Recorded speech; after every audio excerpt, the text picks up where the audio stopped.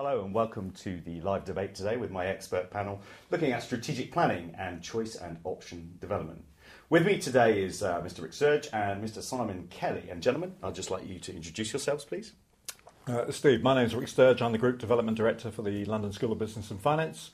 My responsibility is to build relationships with governments and organisations around the world and find ways for the London School to work with them to help develop high-performing talent. Thank you. My name's Simon Kelly. I run part of LinkedIn Europe. It's a social networking site. Before LinkedIn, I ran teams with Microsoft, Cable and Wireless, and a long time ago in Accenture, where I think Rick was as well. Rick, let's get straight to it. Is Lionel doing the wrong thing in terms of his historic thinking about how he wants to move forward? He's this vibrant entrepreneur. He's been successful in the past, but is that good enough? It's a difficult one, isn't it? I mean, you never want to stifle innovation and enthusiasm with somebody who's got money. They've got a great plan. They've got a vision, and that they want to do something exciting with their lives. And you've got to applaud that sort of mentality in somebody. So it's good to find a way of harnessing that. But you just sense at the moment that he's sort of racing into this a little bit quickly. Maybe he hasn't done enough planning around the edges and understood the marketplace he's operating in, understood some of the challenges and risks. And he's burning cash at a fair rate. And I just can worry that he may just be going a little bit fast and may need to think a little bit more.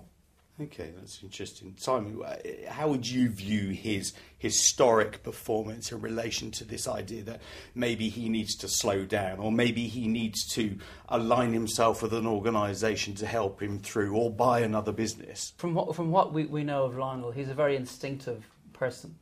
He's ran successful businesses and he's been very fortunate. He has this cash pile of 12 million.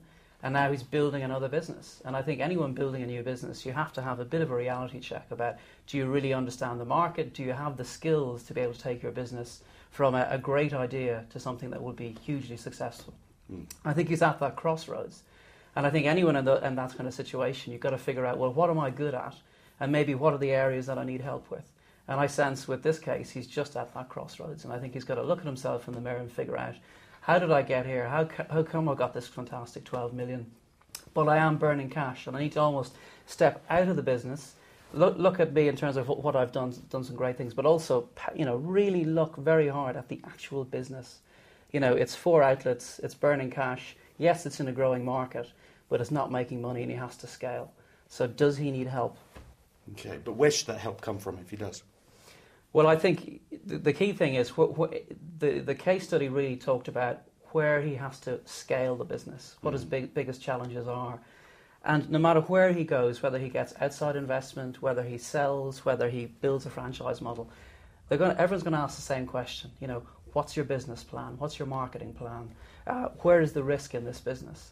Now, he's got it to this stage where it's grown very, very quickly, but some of the basics he needs to work on. He needs to be very careful about what his next decision is. And I think the best entrepreneurs are fantastic at setting up businesses. It takes maybe another sort of skill or another character to take it to the next stage. All right, okay, that's interesting. So, Rick, based on that kind of understanding that we've heard from Simon, what should he do? Well, I think Simon's absolutely right. He needs to reflect. He needs to take stock of where he is. I think he's in a marketplace that is changed dramatically in the last couple of years. If you look at the statistics at the moment, you've got 40 pubs a week are being closed down. The high-end restaurants are struggling now to make the money they were a couple of years ago.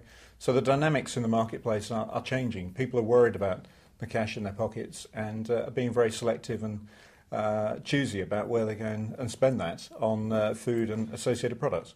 Simon, if you had to rank, the top 3 risks for Lionel right at this moment in time, what are they? Well, I think the key risk is he now has 4 outlets, but they're not making money. Okay. Does he really understand how he's going to make those stores profitable before he expands into Europe? The other thing I think will be absolutely key for him is the marketing side, because branding in this space is very, very important. Okay. Now, one of the jewels in his crown seems to be this juice product that he's identified.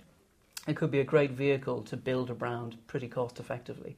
Get the name of the company out on the back of this juice product and use that as a catalyst to make sure there is a real brand association, a real affinity with what he's doing. I think that's kind of the key thing he needs to sort out. But also, supply chain is a real issue. Sourcing organic goods at scale is a huge issue, because by its very nature it has to be very local. You're not talking about a McDonald's situation where you have supply chains around the world. You're talking about local organic products. How do you scale that is a real challenge for everybody in this space. Okay, that's interesting. Just before I bring you in, I just want to pick up on the brand issue that you talked about. I mean, how much more cash is he going to have to burn to build this brand to the level that you think would be acceptable? Well, he's burnt 3 million already on 3 stores, and he has some marketing, it looks like, in his outlay. There are many cost-effective ways of building a brand. I think the key thing is to identify it's the youth market. You only have to look at social media and how that's really becoming an avenue that has been sort of uncharted territory. The business I'm in very much identifies, the sort of demographics, be it Facebook or Twitter, or indeed LinkedIn. It's a very interesting place to build a brand very, very quickly with the right sort of endorsements. So the traditional forms of marketing are changing very quickly, and I think this product and what Lionel's doing could be very, very suited to that market. Okay, that's interesting. Let's bring Rick in here. A couple of things I'd add to that, I think, and that's he needs to understand his competition here. And, we all go shopping in the big supermarkets, and they've all got organic stores and shelves around the place. You've got the growth of the farm shops, all selling organic products. There's a lot of outlets now actually promoting this stuff, and they're all vying for the supply. And without having the volume, he is going to have a continual problem. So I think he does absolutely, as Steve said, have to understand those dynamics and where the supply is coming from, how he's going to scale up. There are obvious risks there. I mean, it's got to be prone to the weather. Changes in the weather are going to have an impact on the supply.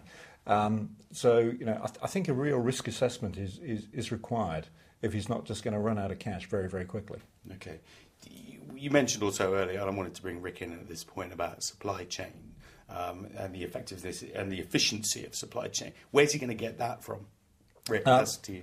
I mean, inevitably, it's around scale. I mean, if you look at some of the other fast food chains that are growing dramatically, maybe somebody in the pizza world, without mentioning too many brands, they're very cautious about where they go. They look at the whole supply chain angle. They look at the demographics of the customer base in the towns and villages and cities that they're setting up in.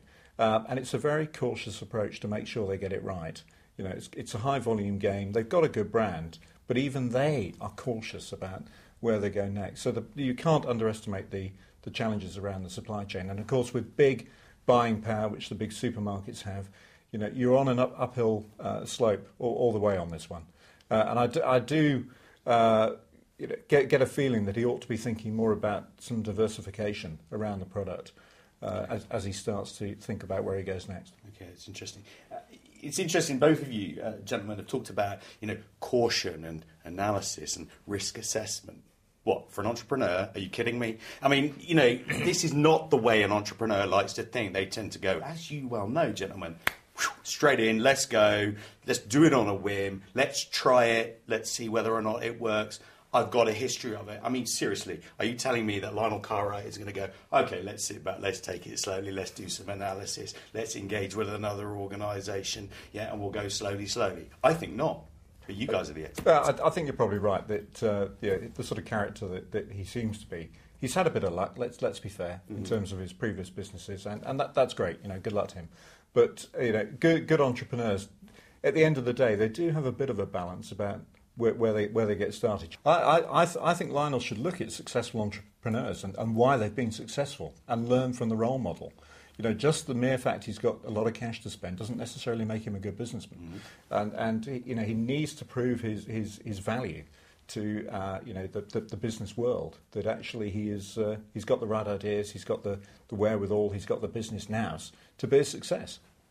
Do you agree with that? Absolutely. I think, you look at someone like Richard Branson, who's a fantastic marketing guru. Now, would he be able to analyse a spreadsheet and put in fantastic cash flow projections? Possibly not. Does he have a team around him that can help him? I would think he does. And I think that the best entrepreneurs are the ones who recognise what their strengths are and play that completely as far as they can. And Lionel is a great case where he's set up businesses, he's got them to a certain stage. but he will need support. You'll say, instinctively he should continue. If he continues the way he is, he's burning 3 million cash. Okay. He's going to be bankrupt quite soon. So how do you sort of bring? He's fantastic at building a business, but he needs to surround himself with specialists, supply chain people, marketing people, finance people to help him get to the next stage with his business. Great. Gentlemen, thank you. One more question. What's he going to do then? We need to sum this up. We need to wrap this up. What's he going to do?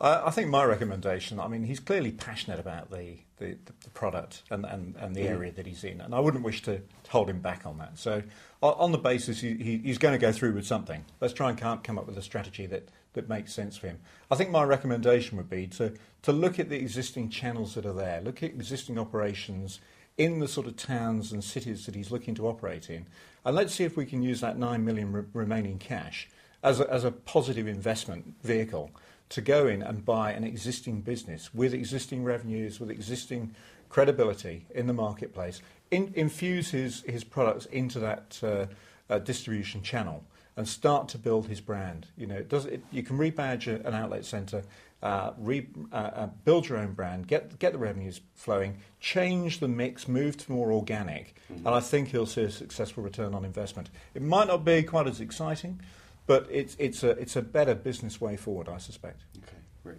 Thank you very much. Simon, well, I think what would you recommend? He's got two great things in his business. The first thing is this juice business, which is a great way to cost-effectively build a brand. And my suggestion is that would be where he puts a lot of time and focus. If he does that well, building a franchise model is a great way to minimise risk. It's a great way to continue to get some kind of economies of scale.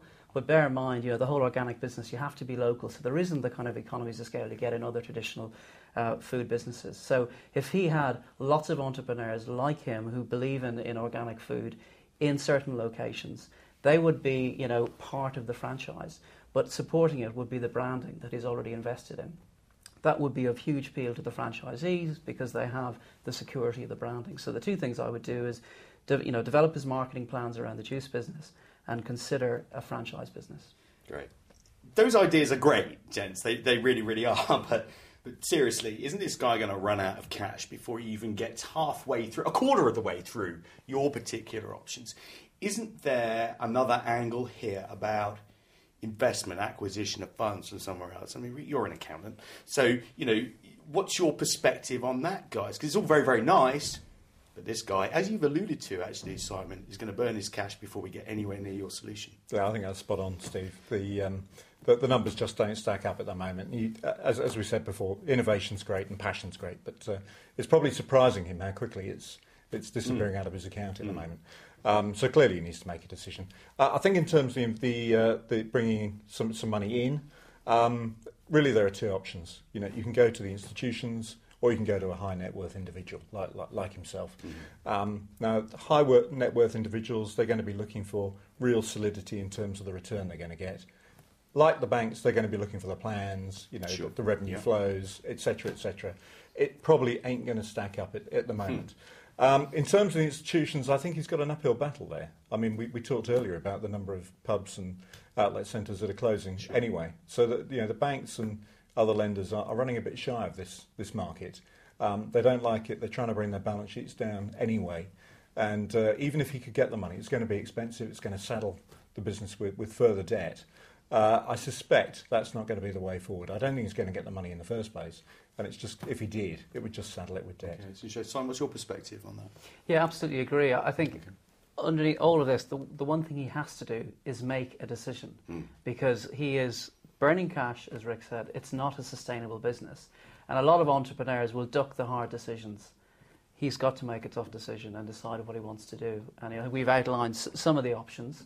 We may have missed a few, but I think we've given some ideas of where he needs to think. But the last thing he has to do is procrastinate. He has to make a decision. He has to make a decision. Gentlemen, thank you very, very much. That's been Expert Panel Discussion with me, Stephen Humphrey.